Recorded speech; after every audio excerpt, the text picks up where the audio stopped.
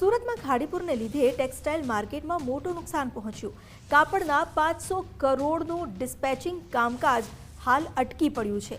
વેપારીઓને 200 કરોડ રૂપિયાથી વધુનો ફટકો પડ્યો। વીજળી અને પાણીના ભરાવાથી વેપારને ભારે અસર પહોંચી।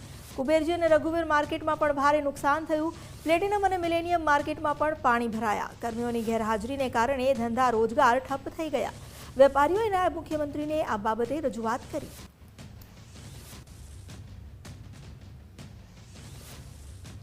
વધુ જાણકારી આપી રહ્યા છે સંવાદદાતા રાકેશ બ્રહ્મભટ્ટ। રાકેશ, અહીં જે ટેક્સટાઇલ માર્કેટમાં જે ડિસ્પેચિંગ કામ અટકી પડ્યું છે, વેપારીઓને 200 કરોડથી વધુનો ફટકો પડ્યો છે, શું વધુ અપડેટ છે માર્કેટના જે ટેક્સટાઇલ વેપારીઓ છે તેમને લઈને?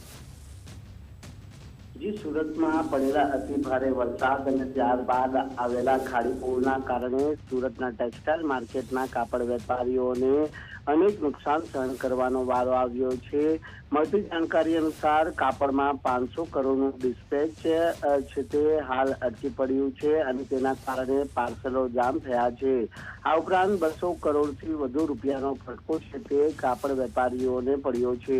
વીજળી દૂર થવા અને પાણીનો ભરાવ તેમજ કર્મચારીઓની ગેરહાજરીથી વેપાર પર તેની માઠી અસર પહોંચી છે। સુરતમાં અનેક કાપડ માર્કેટોમાં પાણી છે તે ફરી વળ્યા હતા અને 6-7 ફીટ પાણી ભરાવાના કારણે જે દુકાનો પણ છે તે પાણીમાં ગરકાવ થઈ હતી। જ્યારે આગામી રક્ષાબંધનની સિઝનને ધ્યાનમાં રાખી સ્ટોર કરવામાં આવેલ જે કાપડ અને જે સાડીઓનો માલ છે તે પાણીમાં સંપૂર્ણ ગરક થતા આ નુકસાની સહન કરવાનો વારો આવ્યો છે। તો બીજી તરફ જે પાણી ભરાવાની સ્થિતિના પગલે જે ડિસ્પેચિંગ બહાર મોકલવાનું હતું તે અટકી પડ્યું હતું અને તેનો સીધો ફટકો છે તે કાપડ વેપારીઓએ સહન કરવાનો વારો આવ્યો છે। ખાસ કરીને સૌથી વધુ અસરગ્રસ્ત થયેલી હોય તો તે માર્કેટોની અંદર કુબેરજી વર્લ્ડ, શ્રી મહાવીર, કોહિનૂર 2, આશીર્વાદ, આઈજી એમ્પાયર, રઘુવીર પ્લેટિનમ સહિતની માર્કેટોનો સમાવેશ થાય છે।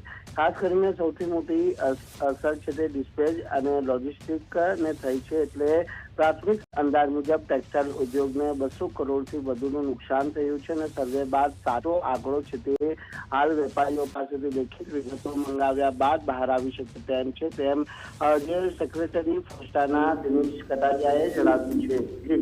જી, આભાર આપનો જાણકારી આપવા માટે।